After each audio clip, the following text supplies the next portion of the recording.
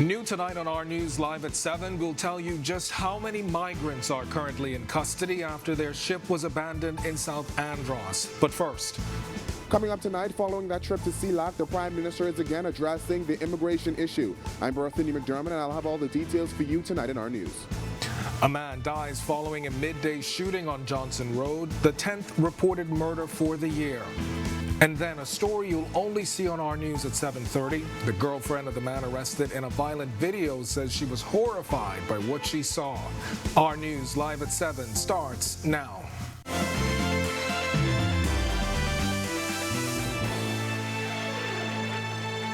Welcome to our news live at 7. Thanks for joining us tonight. I'm Kendino Knowles. The Prime Minister responding to critics who say his administration is dragging its feet on the issue of immigration. This as two former Prime Ministers are weighing in. Berthany McDermott has the details. The Prime Minister is defending his administration against criticism that government isn't doing enough to fix the immigration issue. Former Immigration Minister Loftus Rokas told a local daily there needs to be more focus on immigration. Maybe they could tell us what else we can do, but we know that we are doing all that we can. Last year, we repatriated over 3,500 Haitians back to Haiti. There were about over 40 incidents of our defense force sending boats, intercepting vessels and returning them over the last year. And for this year, the defense force has already interdicted many of them and sending them back home. Just this week, over 400 Haitian nationals were apprehended in Bahamian waters. Davis says this will continue as the economic situation there worsens. Meanwhile, former Prime Minister Dr. Hubert Minnis is of the view that the Davis administration has its head in the sand. There were lots of cries in the community by the population as to what is happening. Their fear is similar to mine, in that the increase in the migrant population can possibly outnumber the Bahamian population and we become a minority in our own land. Another former Prime Minister, Perry Christie, says there will always be a need for more to be done to address the immigration issue. Christie says there is a great need for the government to continue to examine its policies and recognize there are thousands of descendants who are now Bahamian citizens. The only way we're going to be able to continue the way and life of our country is to be able to control immigration. There is no short answer to it.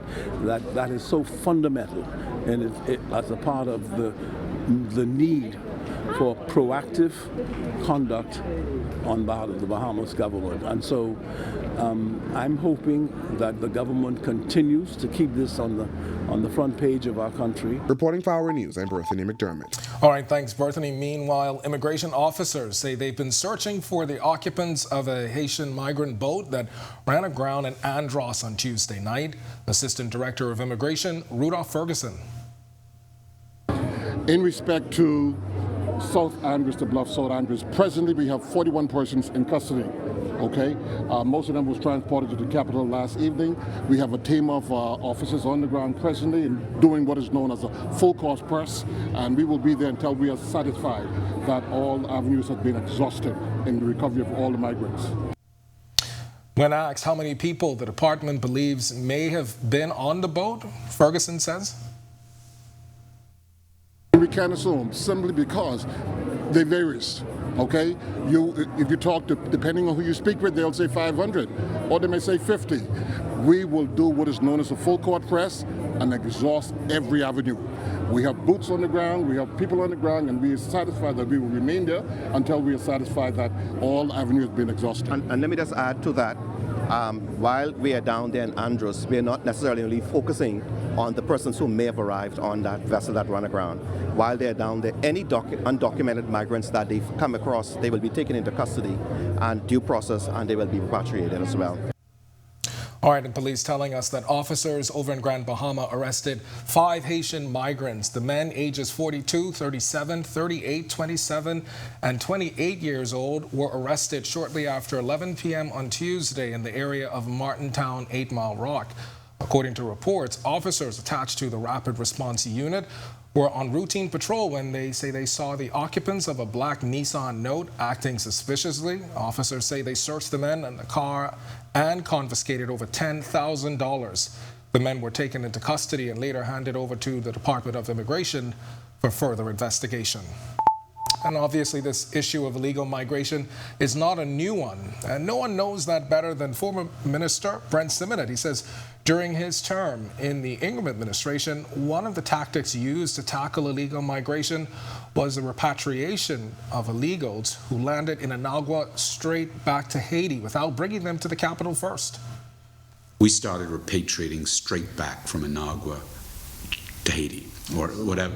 So we didn't even bring them to Nassau, which causes other difficulties. But you try and bring 400 people to Nassau, the detention center can only house so many, and that's full, and then you got to take them from here back to wherever they come, and Haiti is right there.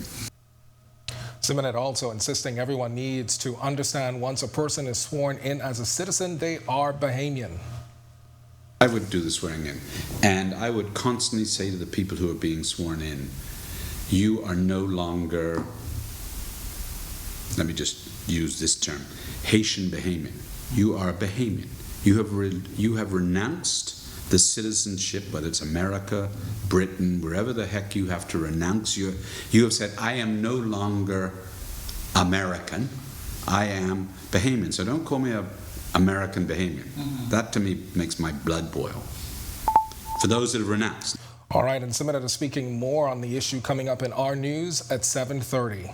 Well, 2 roommates are behind bars after being arraigned for the murder of a Royal Bahamas Defense Force Marine. Prosecutors alleging that 26-year-old Brian Tino Fox and 20-year-old Jerron Stewart are responsible for the January 18th murder of Marine Seaman Alvarez McCoy. McCoy was killed in an ambush shooting as he arrived at his home on Armbruster Street in Fox Hill. The men were not required to enter a plea to the charge when they appeared before Chief Magistrate Joyanne Ferguson Pratt today. Bail was denied and they are expected back in court on May 10th. And a 43-year-old resident of Johnson Road is dead tonight following a shooting today. Police Press Liaison Officer Chief Superintendent Kristen Skippings confirming that the incident happened shortly before noon. She says the victim was near his home when he was approached by a man known to him and was shot multiple times. He was taken to hospital where he later died, and police are following significant leads in the matter, his death bringing the homicide count to 10 for the year. And police are also questioning 3 men in connection with a spate of crimes in western New Providence. The latest incident, a midday home invasion on Sunday. That's when police say 2 masked gunmen entered a home, locked the homeowners in a bathroom and robbed them of cell phones, electronics, and jewelry. Police say an intelligence operation led them to arrest 3 suspects at their homes on Wednesday. Police reportedly found stolen items including a 60-inch flat-screen television, iPhones, iPads, Apple laptops, and jewelry worth an estimated $20,000. We've got a lot more to get to in just a moment, but for now, we head over to meteorologist Greg Thompson. He's in the Weather Center standing by with your first look at temperatures. Greg? Yeah, thanks, Gideon, and a happy Thursday evening, everybody. We are watching a frontal boundary that's expected to be moving through the capital in a short while. A couple isolated showers along that boundary, but it's introducing some partly cloudy skies outside our studios right now. Temperature at 78. Your winds are out of the west-northwest at 6 miles per hour, just ahead of that front, and your feels-like temperature a very comfortable 77 degrees. Around the islands tonight, it's already cool across the extreme northern islands. Grand Bahamas at 73, 75 in Marsh Harbor. We pick up 77 in Alistown, Bimini. Over in Great Harbor Key, 78. Also in Nicholstown, 78 there. 75 in Governor's Harbor. Central Bahamas, we pick up 77s in Kemps Bay and in Arthurstown, Cat Island. 78 in Georgetown. Over in Coburntown, San Salvador, 76. Deadman's Key, you are 79. And into the Southeast Bahamas, warmer still. 79s in Duncantown, Ragged Island, and in Delectable Bay. We pick up 78s in Colonel Hill, Cricket Island. Also in Abrahams Bay. Matthew Town in Agua, 80, and our neighbors to the southeast, Turks and Caicos Islands, you round out our temperature profile at 79. Satellite view, as I mentioned, tracking a cold front moving through the northwest Bahamas. A small line of showers associated with that front moved through the Grand Bahama, Abaco, and the Bimini area earlier today. That frontal boundary is approaching us. Should bring us a couple isolated showers as it continues to sag towards the south. Breezy conditions expected behind that. And of course, if we look behind, we do have quite a bit of clouds, so we could see some cloudy conditions tonight through tomorrow. That's your first look at weather. Stick with us and look at your extended forecast. It's still to come. Still to come on our news, the press secretary defends himself against claims he has taken up a new appointment. Tonight, he sets the record straight. Plus, how straight talk can help protect your kids. The Our News podcast, The Rewind, explains. But first, Bahamians pay their respects and share their memories of former Supreme Court Justice Roger Gomez. That's coming up when Our News returns.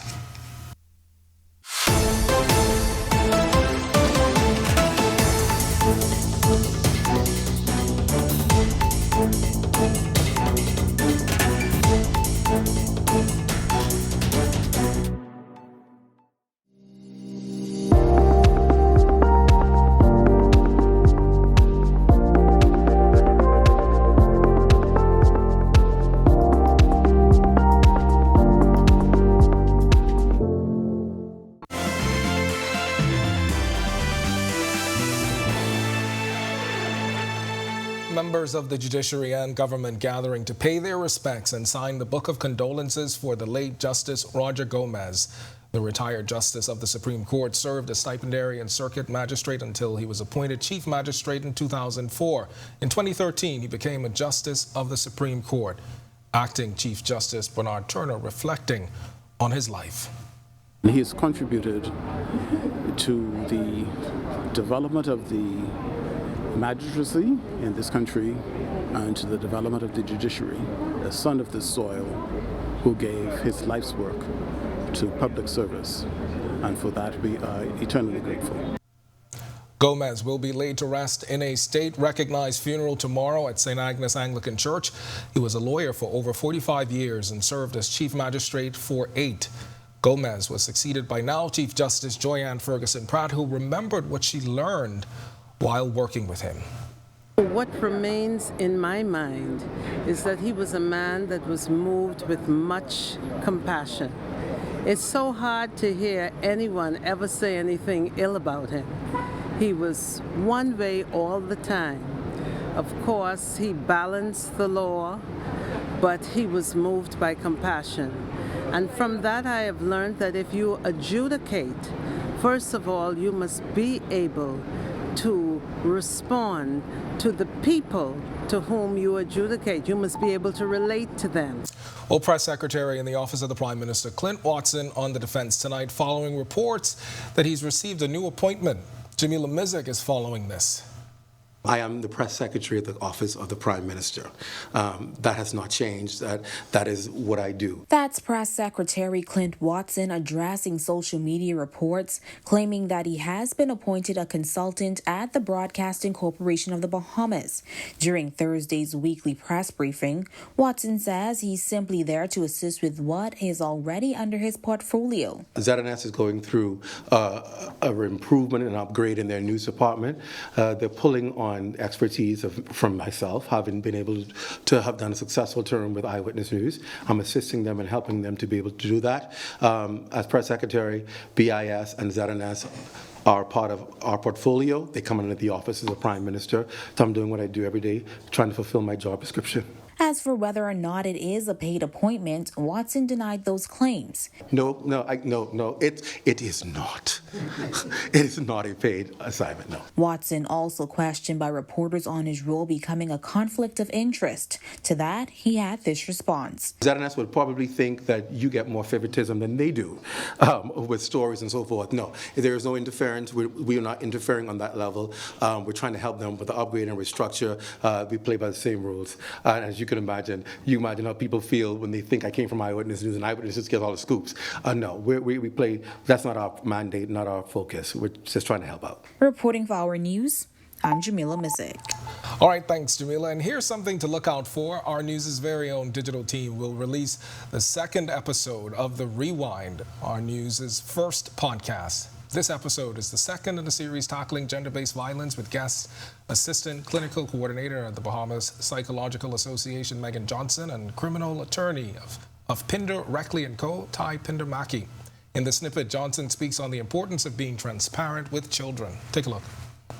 When you are honest and transparent with children, then they process a lot better and they make better decisions. When you try to hide and you bring secrecy and you kind of criminalize poor decisions at a young age, then you find that you have the environment where things go unsaid.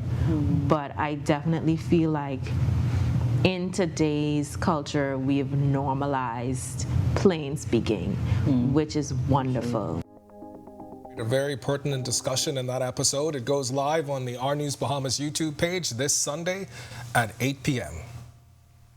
When Our News comes back from the break, we turn our spotlight to stories making headlines across the world as a new oil find is made in Guyana. Plus, 6 schools across the country get their eco-school status renewed. We'll tell you what that means. And there for a good cause, a local business relaunches its bottle buyback program. The details on the other side of the break.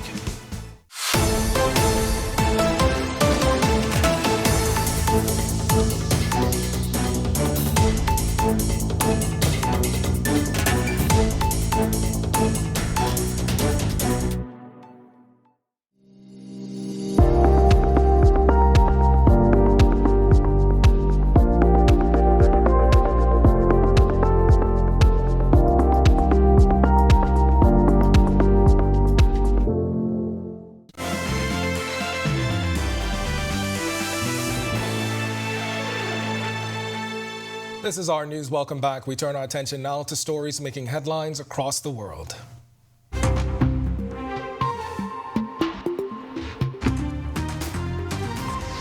5 former Tennessee police officers are now charged with second-degree murder following the death of a man in a traffic stop gone bad. 29-year-old Tyree Nichols was stopped in Memphis on January 7th for reckless driving. He died 3 days later. The city's police chief is calling for calm once the footage goes public. All have been charged with second-degree murder, aggravated kidnapping, official misconduct, and official oppression. The Nichols family and their lawyers privately reviewed the video footage, saying he was used as a human piñata. A prominent civil rights lawyer says the last words heard on the video were Nichols calling for his mother 3 times. Let me tell you what he was in that video. He was defenseless the entire time. He was a human piñata for those police officers. It was an unadulterated, unabashed, non-stop beating. What I saw in the video today was horrific. No father, mother should have to witness what I saw today. Protests against the French government's plans to raise the retirement age having little effect on the energy sector, at least so far. Back on January 19th, a nationwide day of strikes saw a steep fall in power production. More than 1 million people marched through French cities on January 19th. A second nationwide strike is planned for the end of the month. The government lacks a majority in parliament to get the votes needed to push through the pension reform. The anger is deep-rooted. No one at all wants that reform, which especially complicates things for poorer people and will impact women in particular. So there is deep-rooted anger, and this will undoubtedly turn into action in the coming days. Egyptologists have uncovered pharaonic tombs that have been sealed for 4,300 years in Egypt. The director of an excavation team working at the site 20 kilometers south of Cairo says inside one of the tombs was a mummy found at the bottom of a 15-meter shaft in a recently uncovered group of 5th and 6th dynasty tombs near the step pyramid of Saqqara. Among other tombs found at the site was one belonging to an inspector of officials, supervisor of nobles and priests during the reign of Yunus. Excavators say another tomb belonged to Marai, the keeper of secrets and assistant to the great leader of the palace. U.S. oil and energy company Hess announcing a significant new discovery in Guyana today. The 30% joint venture partner in the Stabroek Block said the Fangtooth SE1 well encountered approximately 200 feet of oil-bearing sandstone reservoirs, adding to the Stabroek Block's gross discovered recoverable resource estimate of more than 11 billion barrels of oil equivalent. The company said the recent discovery has the potential to underpin a future oil development. The Ministry of National Resources says it is currently working with Exxon, who is completing an analysis. And notorious Colombian cocaine trafficker Dario Antonio Usuaga, known as Otonil, has pleaded guilty to charges in a U.S. court. Otonil was the leader of Colombia's most powerful criminal gang for more than 9 years. He was arrested in Colombia in 2021 and extracted to the United States last year. He now faces a mandatory minimum sentence of 20 years and up to life. One of the prosecutors called him one of the most significant Colombian narcotics traffickers since Pablo Escobar.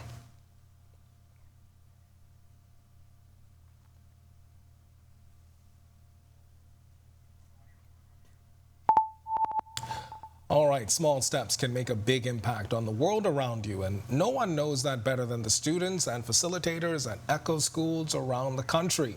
Tonight's Sustainability First report takes a closer look at those schools that are making a difference. Here's Christina Dragovich.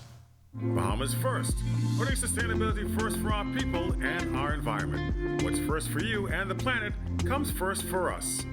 With a green flag flying high, 6 Abaco and Grand Bahamas schools are now recertified eco schools, displaying their commitment to environmental education and practice. This program puts us in charge. We decide what we need to learn about the environment and how we should protect it. There are 7 steps each school must go through before they can apply for the green flag, including implementing an eco code. The green flag is renewed every 2 years. So far, the Eco Schools Bahamas program spans 6 islands in 18 public and 25 private schools.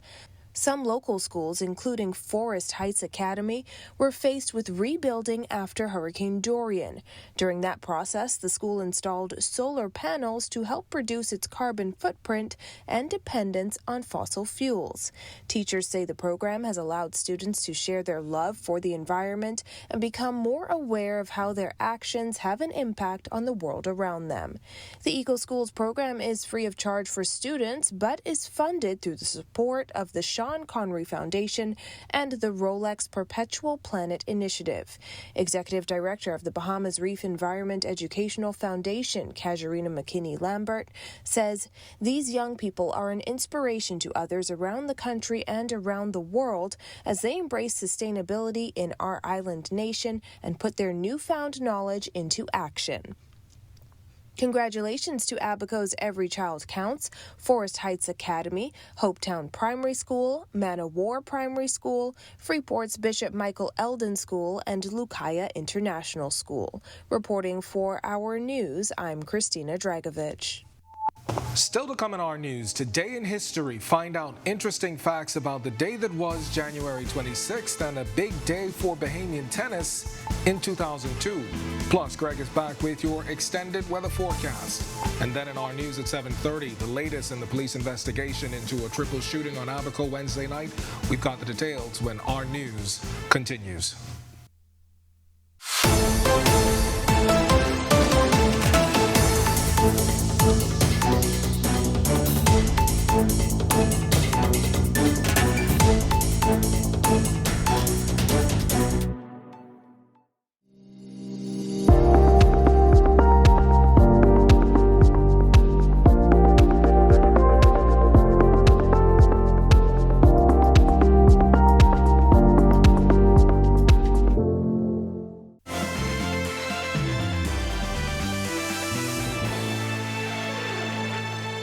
Welcome back to our news. It's time now to turn our spotlight on events that shaped the day that was January 26, including a Grand Slam win. Take a look.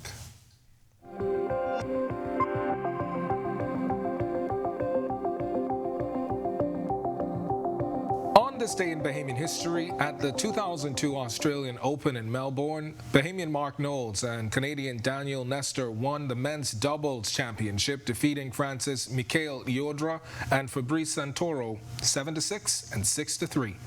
It was the first Grand Slam title captured by both players. Then in 2012, the Princess Margaret Hospital announced the historical successful separation of conjoined parasitic twins. Consultant neurosurgeon for both PMH and Doctors Hospital, Dr. Magnus Ikadede, led the surgical team.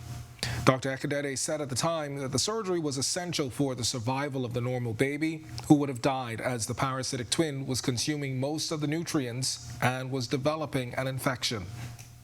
In 2014, 2 single mothers and more than 10 children were left homeless after the houses they lived in burned down in a small yard in Union Village. The fire started in a tiny bedroom in one of the homes. At the time, the women said they believed the fire was the work of arsonists as the homes were without electricity. Then in 2018, a memorial service was held for 6 plane crash victims in North Andros as the community gathered at Cathedral of Olives Baptist Church to celebrate the lives of the victims who died in a tragic plane crash on January 17th. Framed portraits of Ricardo Campbell, Desiree Russell, Destiny Wilson, Darren Clark, Margaret Adderley, and Valentino Russell, each adorned in flowers, were placed in front of the stage. January 26, 2020, Exuma recorded its first case of COVID-19. At the time, there were 342 confirmed cases of the virus. 2 months later, then Prime Minister Dr. Hubert Minnis announced a state of emergency, imposing the first in a series of extended lockdowns. And finally, in 2020, basketball legend Kobe Bryant and 4 others died in a helicopter crash. The aircraft went down in a remote field in California 10 o'clock on the morning of. Bryant won 5 NBA championship rings with the Los Angeles Lakers. He was an 18 times NBA All-Star who wore the number 24 during his 20-year career with the team. All right, that's going to do it for us in News at 7. But joining us now is Italia Hall. She's got the latest headlines. Italia, before we get to those headlines, I can't believe it's 3 years since Kobe. Yeah, since COVID-19 and then the death of Kobe Bryant. Today in history was real interesting, you know. Time just flies so quickly. Boy, isn't it fleeting, right? Mm-hmm. Yeah.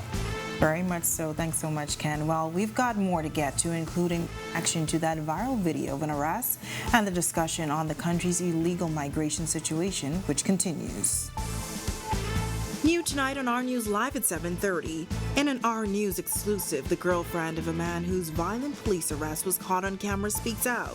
I'm still trying to figure out what's going on. I know they told me at the station they have him arrested for car theft, but I still don't understand. But first, former Immigration Minister Brent Simonet reveals some of the factors impacting the country's illegal immigration problem. An update on a triple shooting that rocked Abaco Wednesday evening. And later, new details tonight as the Grand Bahama Port Authority responds to comments made by the Prime Minister with a commitment to work with government. Our News Live at 7:30 starts in a moment.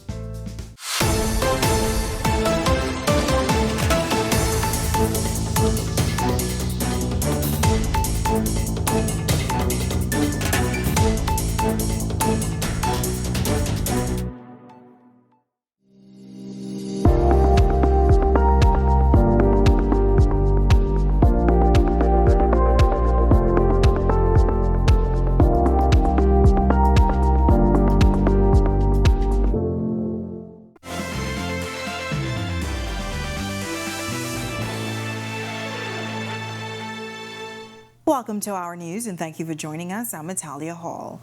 A national conversation on the immigration woes of the country is long overdue.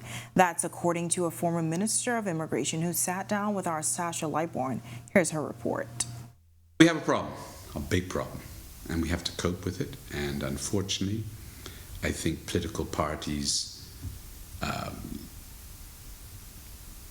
pander the vote of certain nationalities who are eligible to vote here for political reasons. Former Immigration Minister Brent Simonet served for many years in that capacity during the Ingram administration. He says there are some serious factors that play a role in our immigration woes. He said they include fraud and collusion. A lot of fraud involved. Haiti during the hurricane lost a lot of its public records. So there's no way of verifying a number of these people. There's a lot of collusion from people here.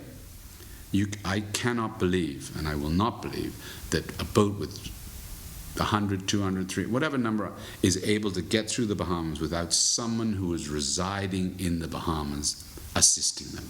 And that's why Simonet believes there needs to be a national discussion. We have to, where all sides put their two cents worth in about the question of immigration. It's multifaceted. Simonet, who has also served as Deputy Prime Minister and Minister of Foreign Affairs, added that while the recent spike of illegal migrants coming to our shores can be attributed to the economic situation in Haiti, resolving the issue may simply boil down to dollars and cents. I will say money. You know, when we have so many needs, we need to pave a road, we need schools, we need Defense Force, we need something at ZNS, we need all these. How do you prioritize that? Reporting for our news, I'm Sasha Lightborn. Thanks for that report, Sasha. Well, Haitians seeking to illegally migrate are using Cuban waters to move to the United States as transnational criminal smuggling rings are operating in the region. Now, that's according to Royal Bahamas Defense Force Commodore Dr. Raymond King. Our most valuable resource is our relationships with our national and regional partners. That is the strength of our relationship, sharing all of our resources. We have one common space, using it as a force multiplier. As we get the intelligence and we know that those vessels are there until either the Turks and Caicos Island, either the United States government or the Cuban government actually detain those persons, we have to assume that they're heading towards the Bahamas. Commodore King says he believes the Royal Bahamas Defense Force has a strategy that works despite not having. Criminals will always shift their operations once you're able to stop what they're doing. And we've been able to do that, I'd say, for the last 3 years. You could probably count on one hand how many landings actually made it to, I won't talk about uninhabited, but a habited island in the Bahamas. The Prime Minister may be the chairman of CARICOM, but the Bahamas is not a part of the CARICOM single market and economy. Minister of Labor and Immigration Keith Bell was asked today about the possibility of the Bahamas considering free movement for CARICOM members in the future. Marlena Leonard has the story. The government of the Bahamas, both PLP and FNM, has consistently not signed on to those specific provisions. I do not foresee in the very far future that we are going to support a free movement throughout this country of anyone. No, I don't think we're going to sign on those provisions. We will not support free movement through our country. It is not our policy. It is not part of our Bahamianization.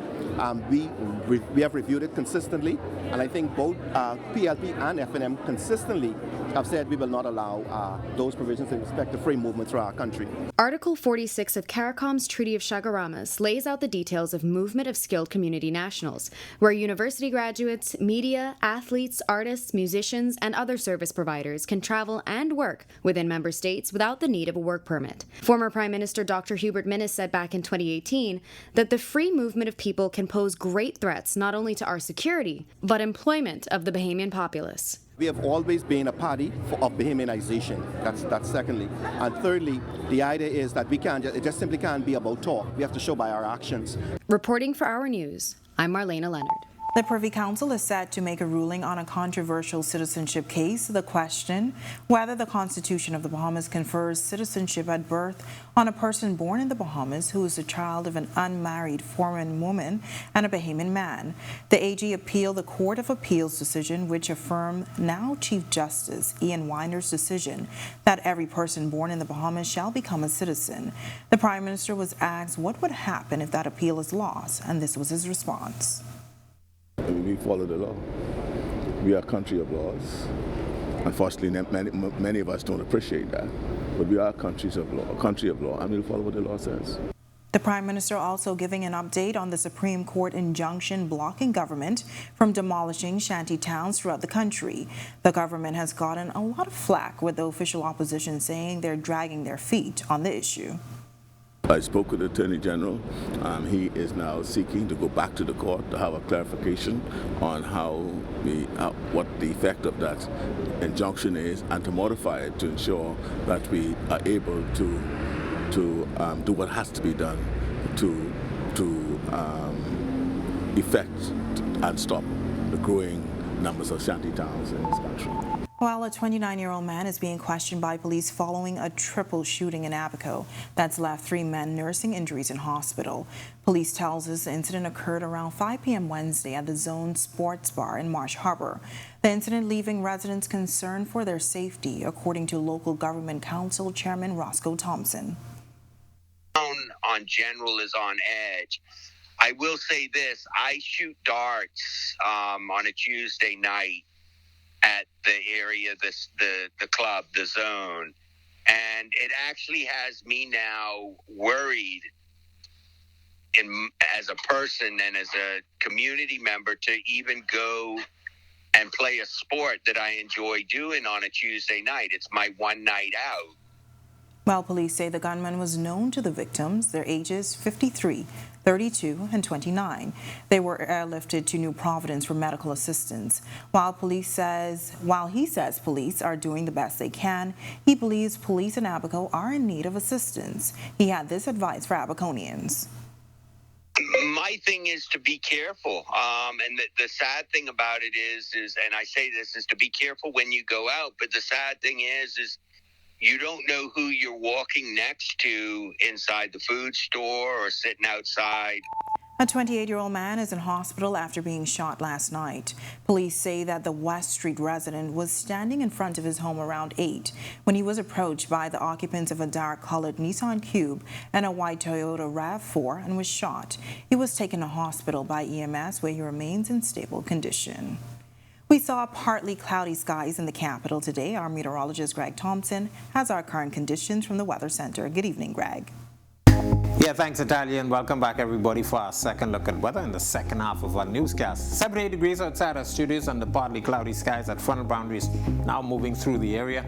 Your winds out of the west-northwest at 6 miles per hour and your feels-like temperature is at 77. Satellite view, weakening frontal boundary with a couple isolated showers along that boundary affecting the Grand Bahama, the Abacos, as well as the Bimini area early this morning. It's now pushing towards the south, approaching the Berry Islands and moving through the capital in a short while. We could see a couple isolated showers as the system continues to track southwards.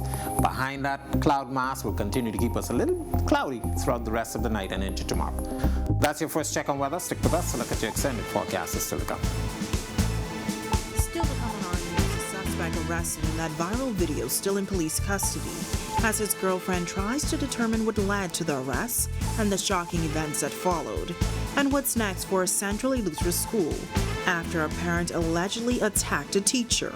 But first, the acting director of education has a message for parents after a group of students are accused of inappropriately touching. And that's all coming up when our news returns.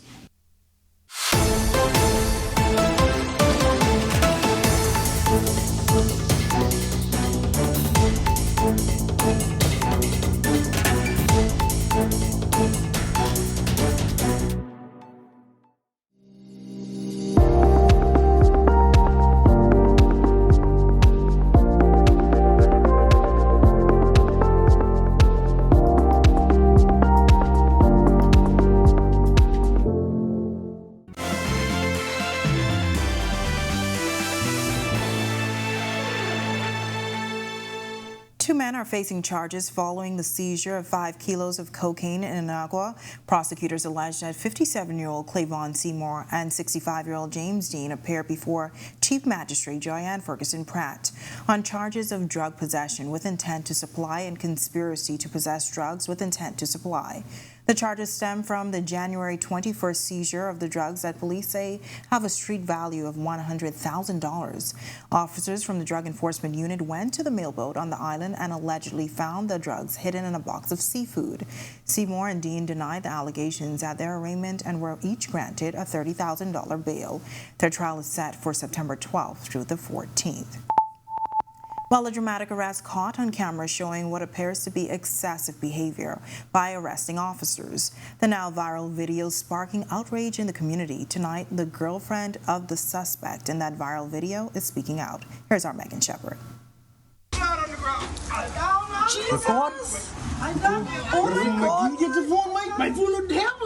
This viral video showing 40-year-old Ronald Hellert already on the ground when an officer picks him up and slams him face down onto the pavement. A second officer is seen kicking him in the face before Telfort was handcuffed. Tellert's girlfriend of 12 years, Antoinette Henfield, says she did not witness the incident but was immediately phoned and sent the disturbing video. I look at the video, I say, but what all this called for? He already on the ground. He ain't refusing his arrest or nothing. He ain't cursing, he ain't arguing, he ain't fighting or nothing. So I'm just wondering if we could deal with this, because I really don't think that was called for.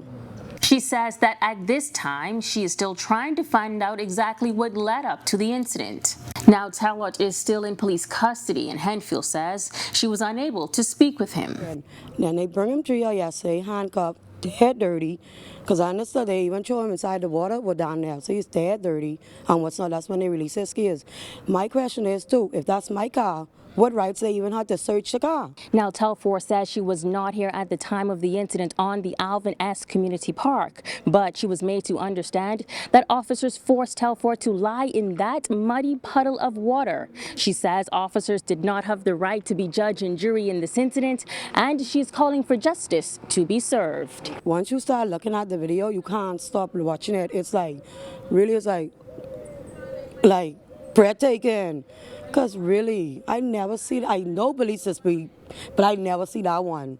Because I feel you already on the ground. How lower could you go? Something really got to be done. Either get fired or get cut or something. And show the country, show the public that yes, we have dealt with this matter. Because too much, I feel like if that happen, some will stop. When asked about the type of person Tellert is, she describes him as a nice and friendly, cool guy who did not deserve to be treated like he was. Reporting for Our News, I'm Megan Shepard. All right, Megan, great reporting. Well, Acting Director of Education Dominique McCartney Russell confirming that police are currently investigating an incident at the Patrick J. Bethel High School in Abaco, where it has been reported that a few young boys in the 7th grade touched a female student inappropriately. It is serious for us because we don't want any form of inappropriate touching by any of our children, regardless of their age. We want our schools to be a safe environment. They should be, and that's what we want to maintain. And so we want to encourage our boys and our girls to provide safe touches. You know what I'm saying? And so we take it seriously, and we are dealing with it. McCartney Russell says when students are with their peers, it is important for them to know how to behave. She also had this message for parents. We encourage our parents to always have conversations with their children. You know, learning starts at home, and so we believe that parents ought to ensure that children also know what is a safe touch, what is a good touch, what is not appropriate in any. Tonight, we have an update on that incident at the Central Eleuthera High School where it is alleged that a teacher was attacked by a parent. Just yesterday, teachers at the Central Eleuthera High School stepped out of the classroom in support. And the parent, she needs some parenting classes. She needs to go and get some conflict resolution, because even after all of this, it's alleged that they're on Facebook and they're putting insults on Facebook against the teacher. Those allegations coming from the president of the Bahamas Union of Teachers, Belinda Wilson, as she says police are now investigating the incident at the Central Eleuthera High School. She burst into the principal's office. She did not have permission to be on the campus in the first place. She bypassed security, police, entered the principal's office without being invited, and she picked up an object to hit the teacher with, that the principal was able to intervene.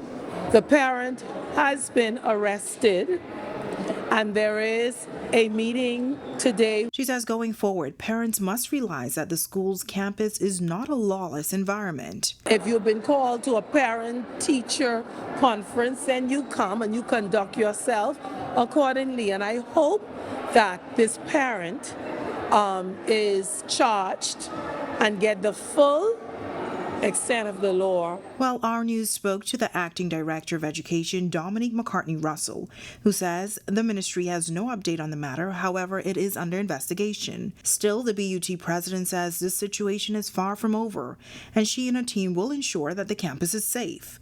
Wilson also giving an update on the state of that teacher who was allegedly involved in the situation. She's traumatized, and she actually said that she thinks that she's going to take some time off. She's also sought medical attention and some counseling. It's now time for tonight's Financial Market Minute, brought to you by RF, your local investment bank.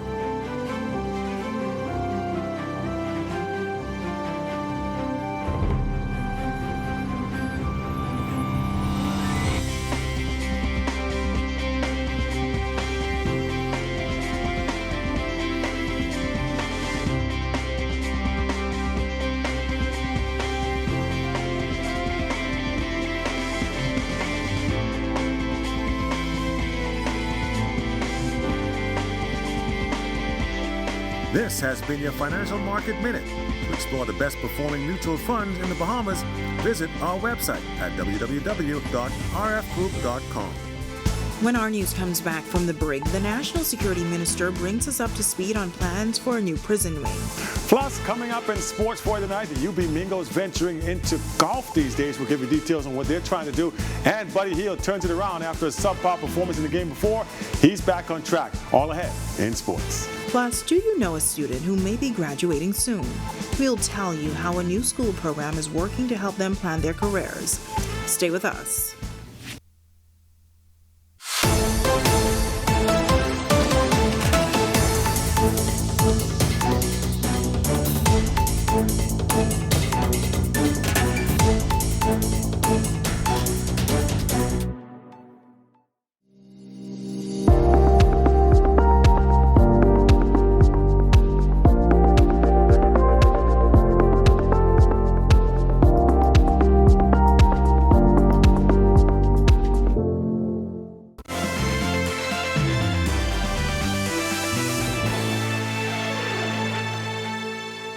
This is Our News. Welcome back. The Grand Bahama Port Authority responding to widely circulated comments in a local daily by Prime Minister Philip Davis.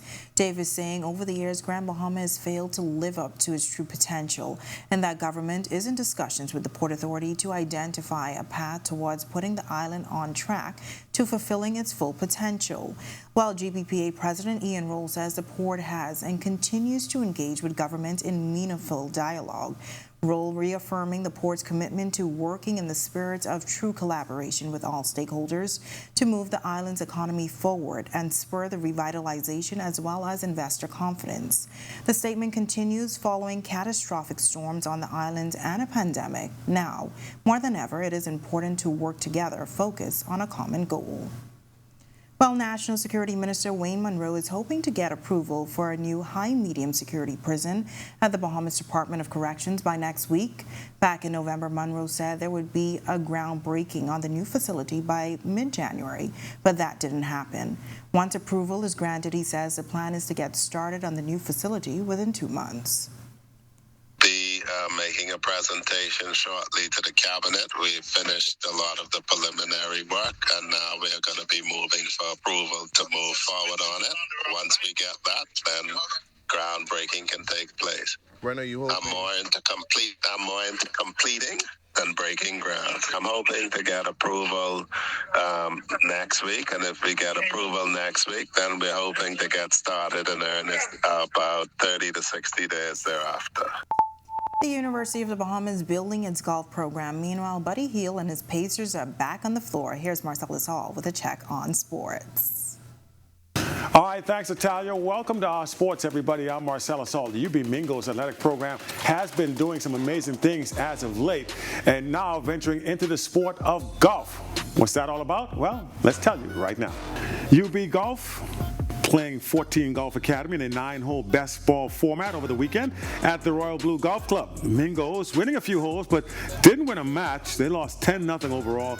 Alex Gibson and Caden Knowles lost 5-4 to Camden Forbes and Angelino Cooper in the most competitive match of the series. Meanwhile, Zara Major and Thaddeus Sims lost 5-0 to Mia Underwood and Mimi Rochevich.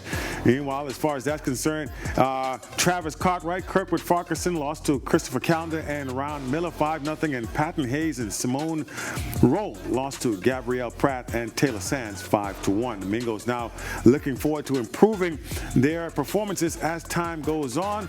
The team with the lowest score on each hole wins the hole. Coach Frederick Taylor saying he was impressed with the team's play as it took on a seasoned squad, and the Mingos have showed some improvement being such a young team. Meanwhile, Buddy Hield and the Indiana Pacers, they were back in action last night after a subpar performance in the game before. Buddy looking to go bananas against the Orlando Magic, looking to toss aside the bad game like a bad diaper. Let's see how he did. Hield, 36 minutes, 21 points, 4 rebounds, 5 assists. Most importantly, shot better than 50% from the field, 7 of 13 shooting on the evening. And add to that, the Pacers, well, they couldn't quite get a win. 126-120 ends up being the final score. But again, for Buddy, a much better performance. Pacers now fall to 24-26. They're 9th in the Eastern Conference with their next game. Just in case you're wondering, they come up against the Milwaukee Bucks. That game will play on Friday in Indiana. And there it is, your check on sports for you here this Thursday. I'm Marcellus Hall. Still ahead on Our News tonight, how a local school program is working to help close the skills gap in the country, and how the weather is looking for the next few days. Your extended forecast is coming up right after this quick break.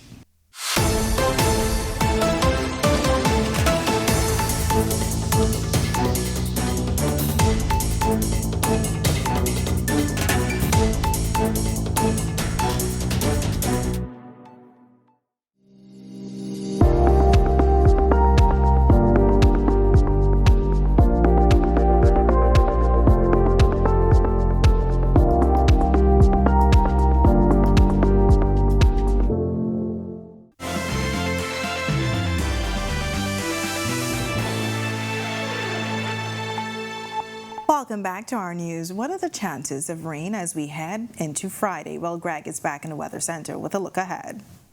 Thanks again, Natalia, and welcome back everybody for our final check on weather. Weakening frontal boundary sliding through the northwest Bahamas. Couple isolated showers along that boundary will continue to weaken as it pushes towards the south. Cloud mass associated with the boundary will hang out across the northwest Bahamas through tomorrow, and the breeze will be picking up as a high pressure builds across us. So it's going to be breezy across the northwest Bahamas with better conditions expected in the central and southeast Bahamas through tomorrow.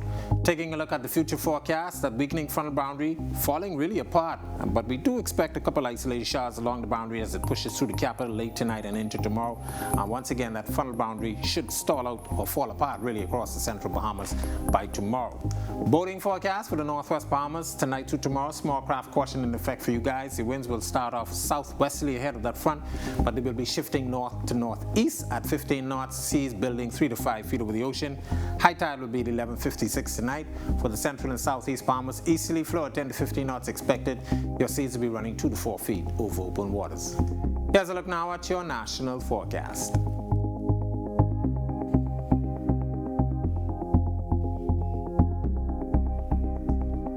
In your extended forecast, showers expected in the forecast tomorrow and into Saturday as that frontal boundary stalls out across the central Bahamas. That should keep us with a couple of showers in it.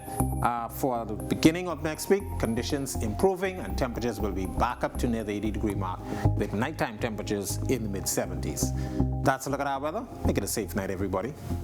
All right, thanks, Greg. Well, the first Labor on the campus was launched at Government High School this morning and featured speakers from politicians and teachers reminding students of the successes of alumni and the opportunities here at home.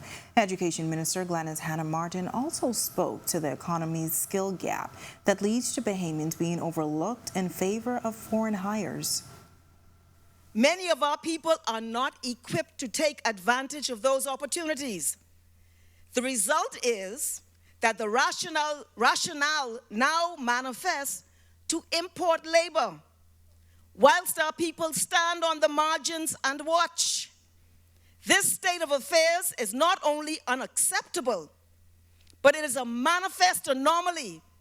It instigates frustration, foments anger, it strips away human dignity, and breeds a weakening of morale. This is destabilizing. Our News also spoke to Labor and Immigration Minister Keith Bell about plans to help steer school-age children towards degrees or training in industries that are most commonly requesting work permits for new hires. our labor force in the country is simply not large enough to occupy all of these positions. But there has to be a plan whereby we ensure that we move Bahamians, we expose Bahamians, we train Bahamians, we provide them with the necessary job skill sets, and this is why what we're doing here this morning, to ensure that they're able to occupy those positions. So when a person applies and gets a work permit, for instance, there is supposed to be an understudy, for instance, in the financial sector, in a number of sectors. And if it is that there's supposed to be an understudy who is supposed to be a Bahamian, we have to make sure that the Bahamians know what's actually out there, and this is what we're doing this morning. All right, well, with that, we thank you for joining us for our news tonight. On behalf of the entire team, I'm Natalia Hall. We'll see you tomorrow night. Have a great evening.